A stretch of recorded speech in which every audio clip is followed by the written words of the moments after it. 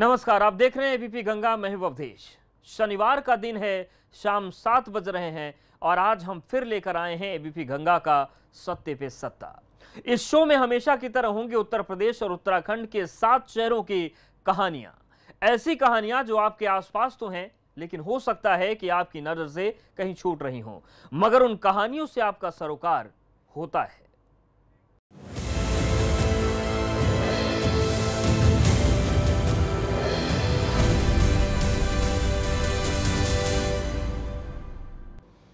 भारत और नेपाल के बीच आजकल सब कुछ ठीक नहीं है। विवाद की जड़ में सीमा विवाद है, जो इतना आगे निकल गया कि नेपाल में बहू बनने वाली भारतीय बेटियों की जिंदगी तक पहुंच गया है। खैर, इस विवाद में एक और कड़ी निकल गई। ये कड़ी है रुद्राक्ष की। नेपाल में किस्म किस्म के रुद्राक्ष की खान है, जो वाराणसी आकर माला की शक्ल लेता है। लेकिन भारत नेपाल में हुई रार पर संकट में फंस गया रुद्राक्ष का कारोबार। देखिए एबीपी गंगा संवाददाता नीतीश पांडे की ये रिपोर्ट।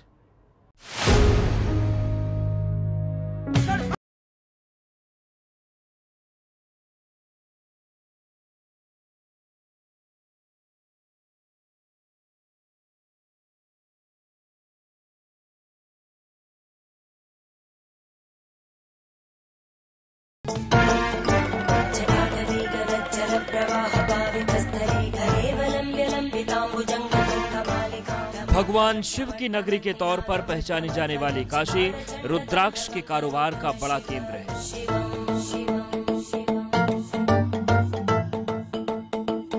रुद्राक्ष को भगवान शिव का अंश माना जाता है। माना जाता है कि रुद्राक्ष से हर तरह की बाधाएं टल जाती हैं, लेकिन नेपाल और भारत के संबंधों में आई खटास अब वाराणसी के रुद्राक्ष कारोबार के लिए बाधा बनती जा रही है।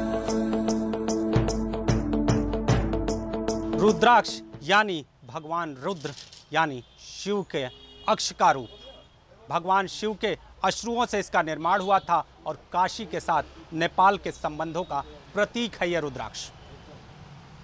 जिस तरह से भारत और नेपाल के संबंधों में खटास आई है, उसे लेकर अब रुद्राक्ष व्यवसायियों के चेहरे पर चिंता की लकीरें देखी जा रही हैं। काशी के रुद्राक्ष व्यवसायी इन संबंधों को फिर से प्रगाढ़ करने की मांग कर रहे हैं और इसके साथ ये कह रहे हैं कि भारत और नेपाल का रिश्ता धार्मिक तौर पे, सांस्कृतिक तौर पे एक ही है। दरअसल वाराणसी में रुद्राक्ष और उसकी बनी मालाओं की भारी मांग है और रुद्राक्ष की सबसे ज्यादा सप्लाई पड़ोसी देश नेपाल से होती है, क्योंकि हिमालयी क्षेत्र होने की वजह से नेपाल में पाया जाने वाला रुद्राक्ष सबसे बेहतरीन माना जाता है।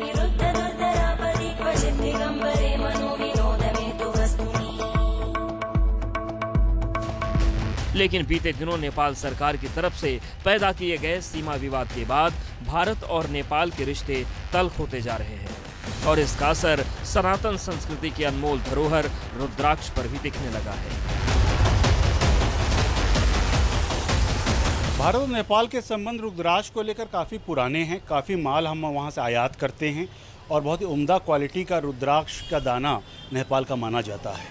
एक आशंका तो बनी हुई है हम लोगों के अंदर कि जिस तरह से चाइना को लेकर अभी संबंध खराब हुए और नेपाल से भी अगर हो जाएंगे तो उसका निश्चित रूप से प्रभाव पड़ेगा बिजनेस पर और व्यापक प्रभाव पड़ेगा। खासकर जो रुद्राक्ष का काम करते हैं हम लोग, और बहुत पुश्तैनी काम है हमारा, पिछले 60-70 सालों से ये काम हम करते चले आ रहे हैं। वाराणसी में रुद्राक्ष के कारोबार से जुड़े लोगों का मानना है कि अगर भारत और नेपाल के रिश्ते और खराब हुए तो नेपाल से रुद्राक्ष की सप्लाई भी घट सकती है, जिसका सीधा असर रुद्राक्ष के व्यवसाय से जुड़े करीब 10,000 लोगों पर पड़ेगा। नेपाल से जितना भी रुद्राक्ष जाता है, कहीं भी बिकता है इंडिया में, कोई भी स्टेट में, कोई भी सिटी में, वाया बनारस ही जाता है। वो यहीं पे वो आके बनता है, यहीं उसके बाद यहीं से आगे जाता है। और अगर सरकार से मांग करे तो अगर कुछ सीमा पर विवाद होता है तो पूरा का पूरा ये काम रुक जाएगा। और यहाँ पे कम से कम 5 से 10 हज़ार परिवार ऐसे हैं जो इस काम से जुड़े हैं डायरेक्टली या इनडायरेक्टली, तो उनको मुश्किल हो जाएगी।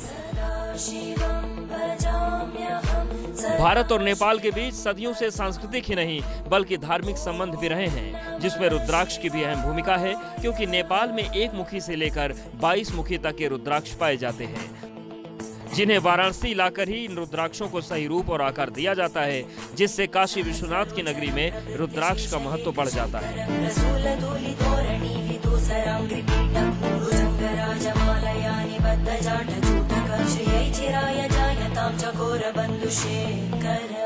ऐसे में वाराणसी के रुद्राक्ष व्यापारी उम्मीद जता रहे हैं कि दोनों देशों के बीच पैदा हुई दूरियां जल्द खत्म की जाएं। वाराणसी से एबीपी गंगा के लिए नीतीश पांडे की रिपोर्ट। सीमा के विवाद सिर्फ दो देशों की सरकारों तक सीमित नहीं रहते। देखिए कहां-कहां तक असर पहुंचता है। चीन से भी तनाव है तो साड़ी फंस गई है। काशी के बुनकरों ने चाइनीज रेशम से तौबा कर लिया। साड़ियां तो अब भी बनेंगी, लेकिन बस उसमें चाइनीज रेशम नहीं होगा। ये रिपोर्ट भी नीतीश पांडे ने भेजी है।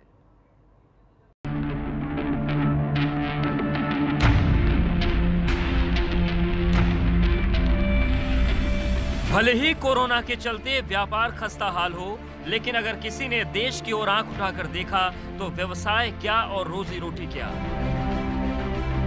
यही कहना है काशी के साड़ी बुनकरों का।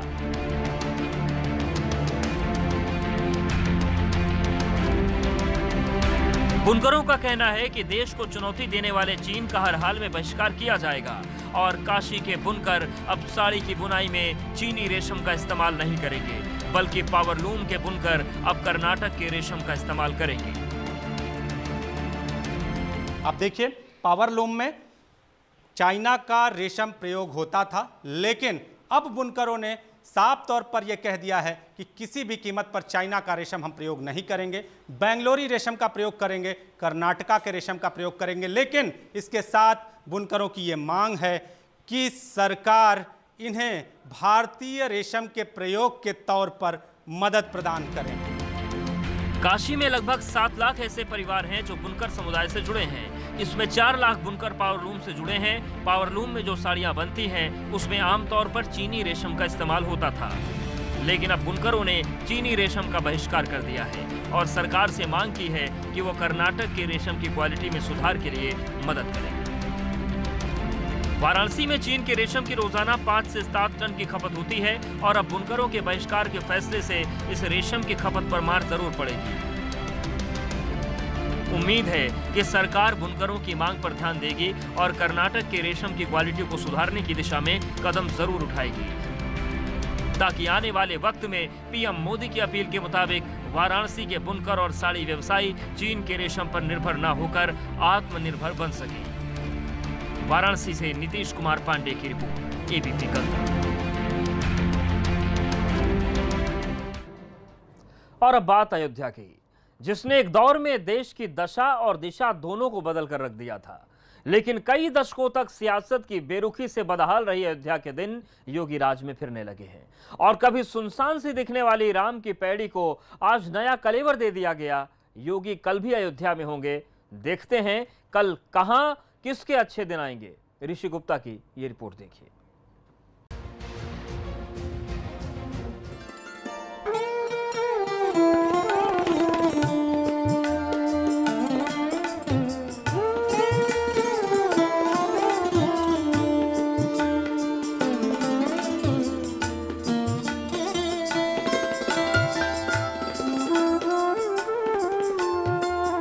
करोड़ों लोगों के आराध्य मर्यादा पुरुषोत्तम भगवान राम की जन्मस्थली अयोध्या में उनके मंदिर निर्माण का सपना साकार होने वाला है।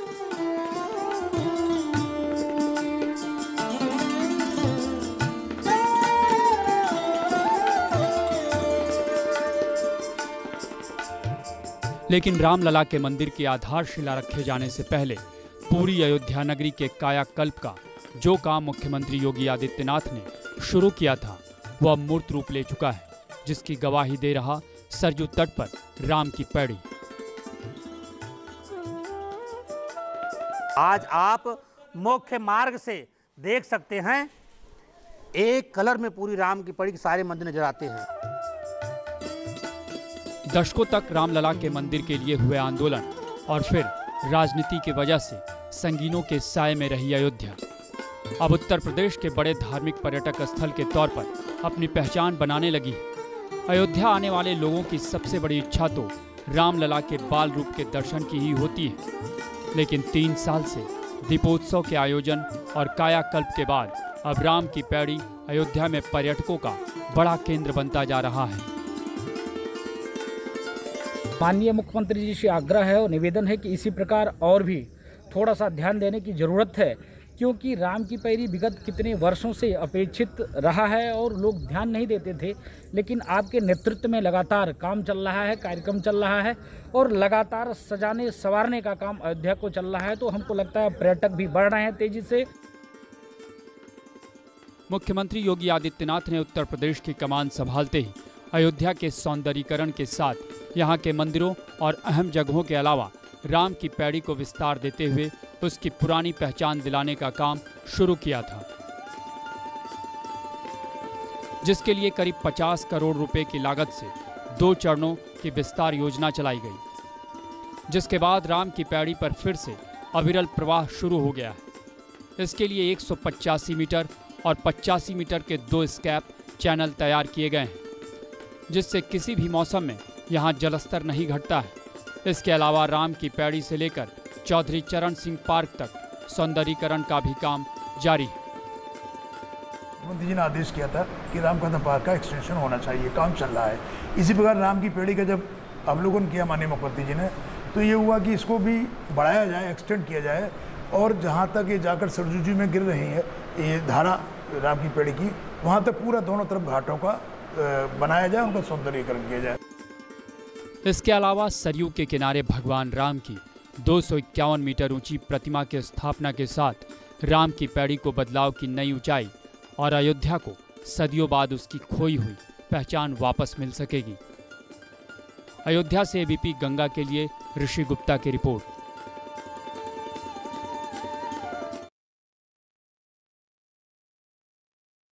राजनीतिक रैलियों का मतलब करोड़ों करोड़ रुपए का खर्च होना, लेकिन कोरोना ने राजनीति करने के तरीके बदल दिए।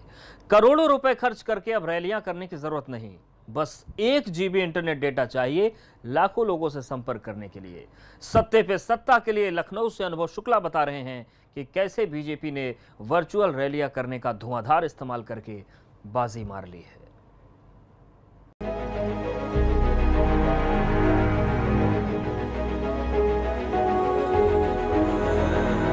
करीब 15,000 से ज्यादा लोगों की जान लेने और अब तक 5 लाख से ज्यादा लोगों को अपनी चपेट में ले चुके कोरोना वायरस से न सिर्फ लोगों का रहन सहन बल्कि दुनिया के सबसे बड़े लोकतंत्र की राजनीति को भी बदल डाला है,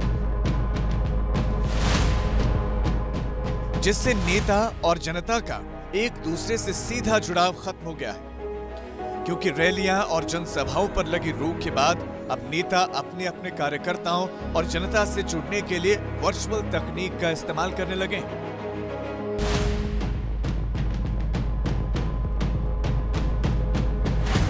आदरणीय प्रधानमंत्री जी लगातार तकनीक पर जोर देते हैं, तकनीक को उन्होंने पूरी तरह से बढ़ाया है और इधर माननीय मुख्यमंत्री जी भी तकनीक के साथ, चाहे किसानों को बढ़ाना हो, नौजवानों को बढ़ाना हो, प्रदेश को तकनीक के साथ जोड़ना हो, अपनी बात को तकनीक के साथ ज़्यादा से ज़्यादा लोगों तक पहुँचाना हो, वो तमाम शानदार प्रयोग चल रहे हैं। मार्च के महीने में लॉकडाउन लागू होने के बाद से रैलियां, जनसभाओं और कार्यकर्ता सम्मेलन समेत हर तरह के राजनीतिक कार्यक्रमों पर रोक लगने के बाद अब केंद्र से लेकर राज्य सरकार और विपक्ष के तमाम नेता जनता से जुड़ने के लिए वर्चुअल तकनीक या फिर वीडियो कॉन्फ्रेंसिंग का इस्तेमाल करने लगे हैं। लेकिन तकनीक के इस्तेमाल में भारतीय जनता पार्टी बाकी सभी दलों से आगे है। बीजेपी ने अब तक 1960 से ज्यादा वीडियो कॉन्फ्रेंसिंग की है, जिसमें 3,65,000 से ज्यादा लोग शामिल हुए हैं, जबकि पार्टी ने करीब 31 वर्चुअल रैलियां भी की हैं, जिसमें 7 करोड़ 18 लाख लोग शामिल हुए।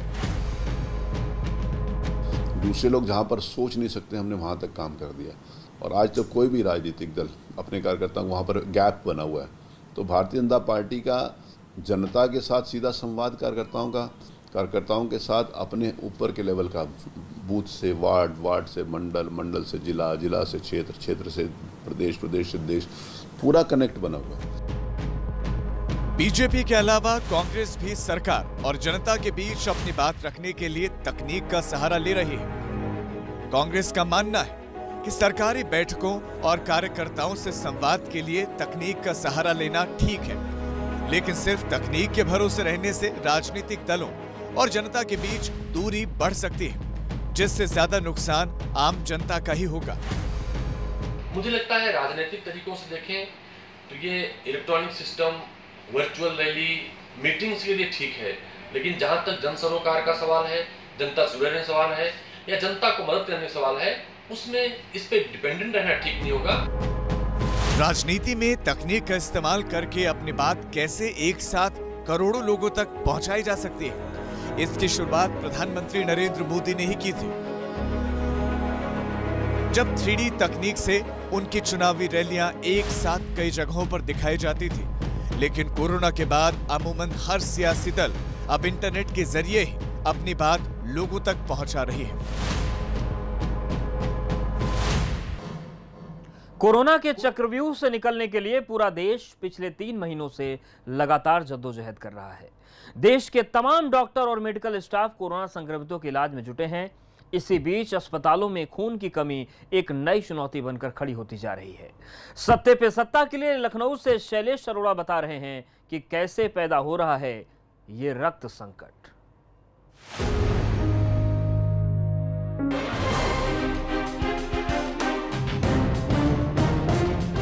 पूरा देश इस वक्त कोरोना से लड़ाई लड़ने में जुटा है, जिसके चलते देश भर के अस्पताल आम मरीजों के अलावा कोरोना संक्रमित मरीजों से भरे हुए हैं और डॉक्टरों के सामने सभी की जान बचाने की दोहरी चुनौती खड़ी हो गई है। लेकिन इस संकट काल में देश में बढ़ती जा रही रक्त की कमी ने मरीजों के इलाज में बड़ी मुसीबत खड़ी कर दी है।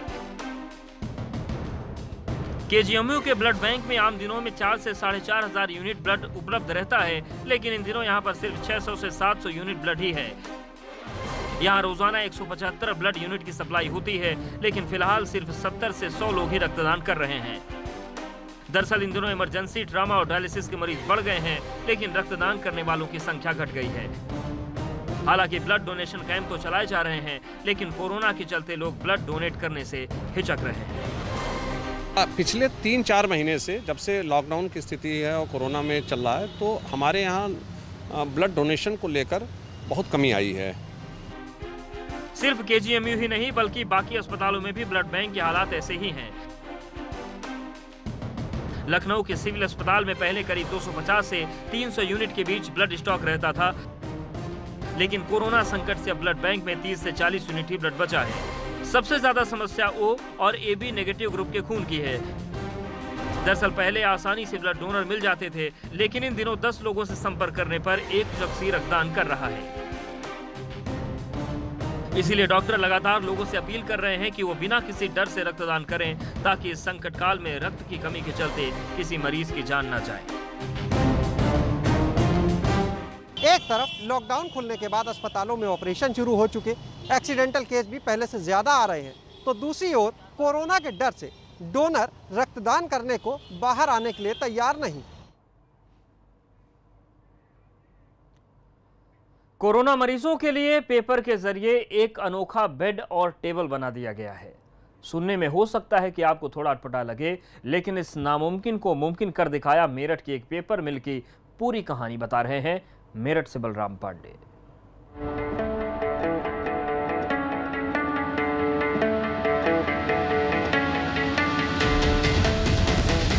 मशीनों में मथे जा रहे इस कचड़े में दरअसल कोरोना के मरीजों के लिए एक राहत भरी खबर है। ये तस्वीरें मेरठ के एक मशहूर पेपर मिल कंपनी की। ये कंपनी पेपर को रिसाइकिल करके पैकिंग पेपर बनाती है, लेकिन अब पेपर मिल प्रबंधन ने बढ़ते हुए कोरोना मरीजों की संख्या और उनकी जरूरतों को देखते हुए एक अनोखा पेपर फर्नीचर तैयार किया है। मिल ने कोरोना संक्रमित मरीजों के लिए रिसाइकिल पेपर से बेड और टेबल तैयार किया है। इस पेपर फर्नीचर की खासियत यह है कि उन्हें क्वारंटीन सेंटरों में इस्तेमाल के बाद रिसाइकिल करके दोबारा फर्नीचर बनाया जा सकता है। यानी ये पूरी तरह से इको फ्रेंडली भी है। साथ ही ये फर्नीचर बेहद मजबूत और किफायती भी। पेपर फर्नीचर की कीमत महज 600 से 700 रुपए है। इस पेपर को बनाने के लिए हम हाई क्वालिटी का इम्पोर्टेड वेस्ट पेपर 100% इसमें इस्तेमाल किया जाता है, ताकि उसकी स्ट्रेंथ रहे, तब वो मतलब टेंसाइल स्ट्रेंथ, ब्रस्टिंग स्ट्रेंथ और स्टीफनेस उसकी ज़्यादा होगी, तो उसका 3-4 लोग उसके ऊपर खड़े भी हो जाएंगे तो पेपर दबेगा नहीं जब बेड बनेगा तो उसका। पेपर मिल के एमडी के मुताबिक कोविड-19 वार्ड में इस पेपर फर्नीचर का आसानी से इस्तेमाल किया जा सकता है, क्योंकि सैनिटाइजेशन और रिसाइकिल के बाद पेपर से दोबारा फर्नीचर बनाया जा सकता है।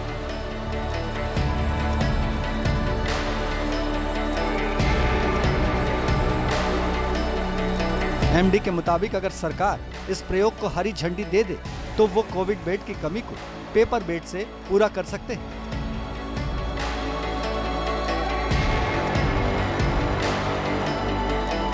सरकार की बार बार डिमांड है, सरकार जो है बेड मुहैया नहीं करा पा रही है और अस्पताल के अंदर जो है बेड की कमी हो रही है, जगह है नहीं कहीं भी, तो हमने सोचा हम भी कुछ करें देश के लिए।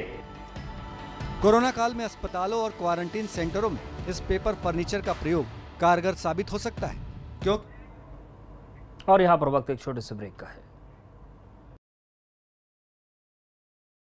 डाबर हनी की बात है